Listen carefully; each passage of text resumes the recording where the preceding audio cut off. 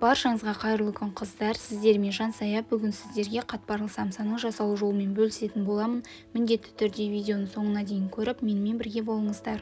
Ең алдымен бөлме температурасындағы суымызға тұзымызды қосып, жақсылап қамыр илейтін боламыз.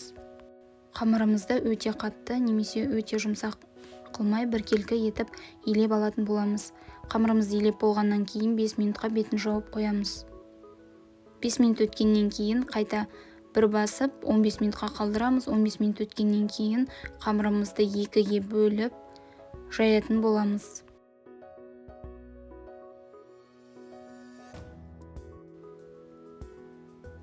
Қамырымызды өте жұқа емес, не өте қалың емес, біркелкі етіп жайып шығатын боламыз. Барлығы видеода толықтай түсіндірілген, міндетті түрде осы рецепт бойынша жасап көріңіздер. Самсаларыңыз өте дәмді әрі қатпарлы болып шығады. Майымызды алдын ала ертіп дайындап қоятын боламыз.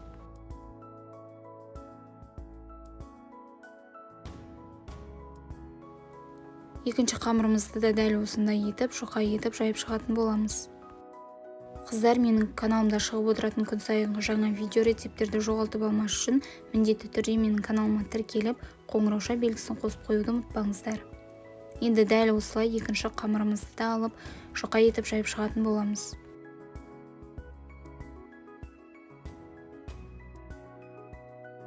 Екеуін де осылай жайып болғаннан кейін алдын ала ертілген майымызды жағып, қатқанша күтетін боламыз. Барлығы біркелкі болып жайылып болғаннан кейін, әбден майымыз қатқаннан кейін үстіне екінші нанымызды салып, оның үстіне де майымызды жағып, әбден қатқанша күтеміз.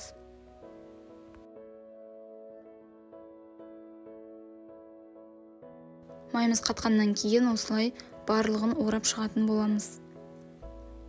15 минутқа тоңазытқышқа салып қоямыз. Немесе жасап дайындап морозильникке салып қойсаңыздар да болады. Қамырымызды осылай дөңгелек етіп, жұқа қылып жайып шығатын боламыз. Салмасын өз қалауларыңыз бойынша дайындасаңыздар болады. Өзіңізге ұнаған түйе әдісімен жасасаңыз болады. Барлығы өз қалауыңыз бойынша. Алдын ала қызған пеште 180 градуста қызарғанша пісіріп алатын боламыз. Бетіне жұмыртқаны жағып, үстінен өз қалауыңыз бойынша кунжут немесе мак сепсеңіздер болады. Біздің қатпарлы самсамыз дайын. Міндетті түрде менің рецептім бойынша дайындап көріңіздер. Өте дәмді әрі қатпарлы болып шықты. Сіздермен болған Жансая. Менің каналыма тіркеліп, қолдауды ұмытпаңыздар.